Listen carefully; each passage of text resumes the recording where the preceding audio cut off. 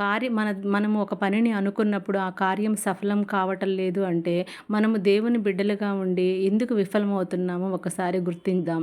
అయితే ఈ దినము మన కార్యములు సఫలం కావాలంటే మనమేం చేయాలో, దేవుని పట్ల మనం ఎలాంటి జీవితాన్ని కలిగి ఉండాలో తెలుసుకుందాం. మొదటిదిగా మన కార్యములు సఫలం కావాలంటే మనం పరిశుద్ధంగా జీవించే వారముగా ఉండాలి. ఆదికాండం 39వ అధ్యాయము 3వ వచనం చూస్తే, యోసేపు చేయునదంతయు యెహోవా సఫలము చేసెను అని వాక్యం సెలవిస్తుంది.